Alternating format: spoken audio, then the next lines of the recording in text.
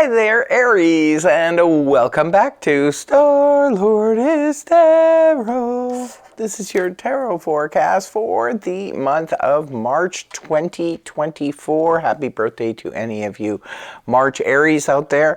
Hope you have a fabulous one. So we're going to be doing the monthly reading, which starts off with the overall energy and then breaks it down week by week. Cards are already on the table. Let's get to your reading then, Aries. Your overall energy for the month of March is the Three of Cups in the upright position. Well, the Three of Cups is an interesting energy, especially for the overall, because it does represent celebrations. A lot of people are celebrating in March due to St. Patrick's Day, due to, if you're an Aries, March Aries, you could be celebrating birthdays. Others of you could be a time of celebrating small weddings you could be attending to this month, as well as engagement parties, maybe reunions, things like that. Could be a bon voyage party for some of you. It's just an atmosphere, because it is the overall energy. It's an atmosphere of lighthearted celebrations, feeling good, maybe getting together with a couple of your favorite people and just sort of enjoying the month. The month of March is very enjoyable for most, but especially for Aries. You guys love the springtime. In the first week, you have Major Arcana, the Tower, rooted down by the Page of Cups in the upright position. Well, the Tower reverse can indicate any kind of situation that could have gone off the rails. Now, for some of you Aries, maybe you're entering into the month of March, coming off of February, with a situation that could potentially be quite explosive. Maybe some of you are aware of it, some of you are not. But whatever is going on here, it looks like the threat will be passing you by, because the Tower is in reverse coming into the month, which can indicate that for some of you, this is about some explosive information that could have been revealed, could have come out, and it's being suppressed, or it's not coming out at this time. Others of you, the Tower in the upright can represent where something was about to happen, in terms of, like, I always use the analogy, like you're going on a road trip and you decide to take your car into the mechanics and just before the road trip, and doing so, the mechanic notices that there's a problem with your vehicle. Had you just taken it without bringing it in, could have been a disastrous situation. However, you averted it by the simple fact that you brought the car in. It's that kind of thing, maybe checking some things around your house, checking your, springtime for a lot of the world. March, there's things melting. So sometimes that's when the roof is being revealed as having some leaks, having some problems. But this is sort of either you yourself, or fate steps in, or it could even be somebody else, another individual, that stops something from going off the rails. And it's rooted down here by the Page of Cups in the upright position. It is water energy, Cancer, Scorpio, Pisces, Sun, Moon, or Rising. For some of you, pages can sometimes represent children, so perhaps for some of you, the crisis that is averted could have been involving maybe one of your children or grandchildren. Maybe something could have happened. Again, something was averted. Others of you, the Page of Cups can indicate a beautiful energy coming forward. It's a message. They're messengers. It could be you are getting messaged by somebody who's maybe quite taken with you. Sometimes I say, like, the Page of Cups, it represents somebody has a crush on you. They could be messaging you and letting you know how they feel. It can represent emotional immaturity on behalf of somebody else. It can also represent a heartfelt apology. So any of those things could be happening. You could be quite surprised on the emotional front from somebody reaching out to you, and it just makes your heart feel warm and fuzzy. For some of you, it could be your children or grandchildren just kind of making your week by doing something incredibly sweet. Now we start off second week with the Page of Swords in the upright, rooted down by Major Arcana, the Empress. The Page of Swords, now we're dealing with air energy, Gemini, Libra, Aquarius, Sun, Moon, or Rising. You could be getting a message in week 2 But it could just be small increments of messages. Sometimes the Page of Swords can represent, has sort of stalker energy where somebody's spying on you. They could be looking at your social media, things like that.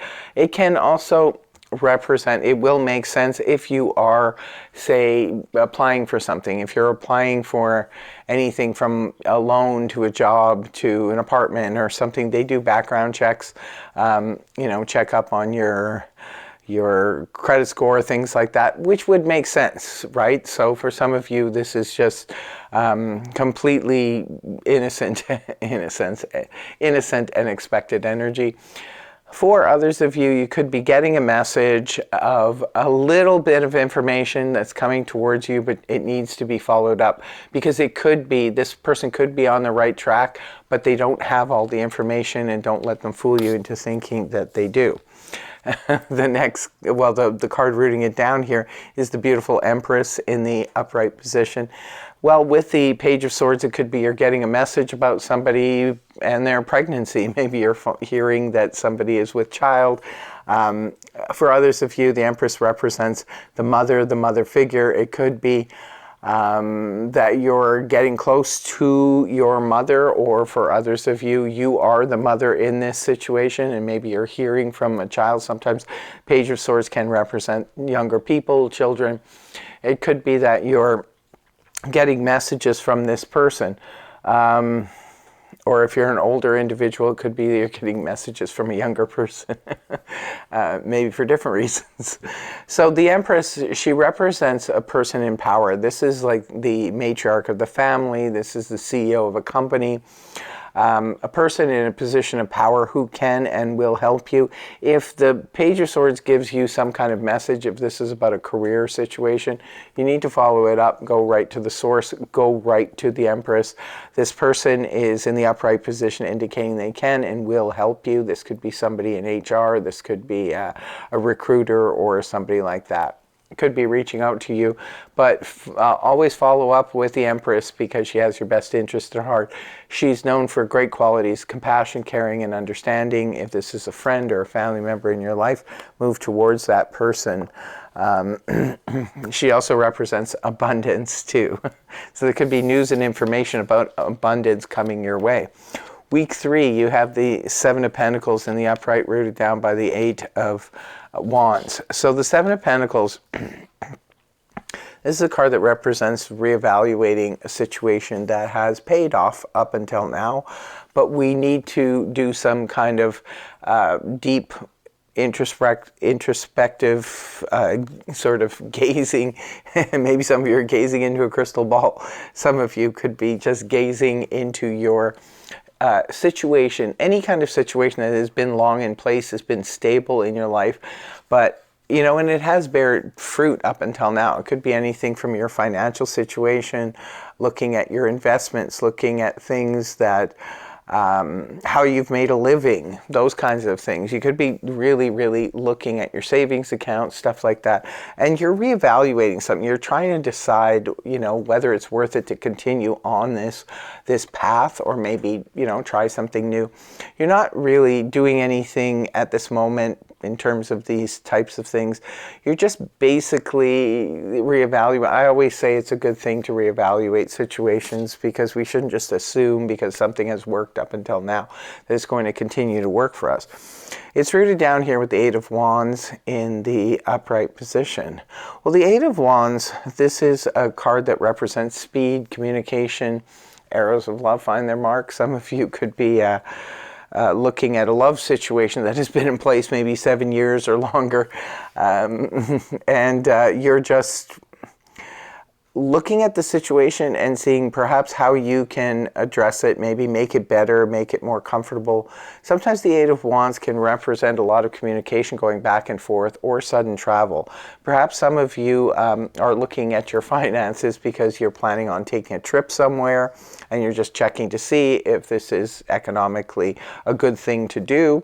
others of you, this could be indicating that there's a lot of clients or a lot of potential clients coming your way. Maybe that's why you're looking at how you make your money, how you make a living, because you're seeing that there's a lot more potential out there for new clients to come in. And maybe if you worked for yourself or did a side hustle where you're working for yourself, you could be bringing in a lot more money. And perhaps for some of you, that's what you're looking at this point, or how you can grow your business or build your business. If that's the case with the Eight of Wands there, it shouldn't be too much trouble to, you know, get out there, get noticed, send emails and so forth to people and start growing your business. So it would be a good time in week 3 of March. In week 4, you have the Seven of Wands in the upright, rooted down by Major Arcana, the Death card. So the Seven of Wands, this is very defensive energy in the sense that, and protective energy. I see it more as protective. Maybe Nine of Wands is more defensive, but this is about trying to protect something. Now, sometimes the Seven of Wands can indicate we are trying to protect another person. Sometimes it can indicate we are trying to protect ourselves, trying to protect our heart. Maybe we've said or done something and we're just not sure how others are going to take it. So it could be an indication of waiting for that other shoe to drop, so to speak, and waiting for people to pipe up and say what they need to say. And but you're just sort of on guard, you're ready. In the Seven of Wands, again, just like the Nine of Wands, it doesn't indicate that anything is going to happen. It's just about being in a state of preparedness and readiness. So that could be what's going on the last week of the month for you. It's rooted down by a Major Arcana, the Death card, which is a card that represents transformation. So this is about transforming something, and if it can't be transformed, it must come to its natural end. So for some of you, maybe this protectiveness, maybe some of you are protecting another person, and you feel like if this person doesn't sort of smarten up, or this person doesn't do the right thing here, maybe you're going to, like, because they need to transform something, they need to change something, and if they don't, then maybe that will be the end of your protection towards them. For others of you, this could just indicate a need to transform something in your life so that you don't feel so defensive about whatever this is that you're concerned about. Yet for others, maybe you're on the defense because you are putting an end to something or changing something in a major way, and you're just not sure how other people are going to, you know, handle it. That's the whole thing about the Seven of Wands. We're just ready for in case somebody wants to come at you, you're just kind of in the state of ready. But the Death card indicates that you are ready to transform something. If it can't be transformed, now this could be a career, this could be a job, this could be a relationship, it could be pretty much a friendship, could be anything. So don't forget to let us know in the comment section below if these readings are resonating for you, and do tell us how so. Also, in closing, I do pull 2 zodiac cards from the Zodiac deck. One is for love and romance, and the second is for career and finance. So we'll see for love and romance for Aries, we have Sagittarius, growth. So it could be for some of you, Sagittarius is a love interest, or it could be that Sagittarius person happens to introduce you to someone who becomes a love interest. And it can also represent that something really, really important happens in your love life, you know, when the moon is in Sagittarius. Now let's see for career and finance. What do we have? We have Gemini, number 27, negotiations.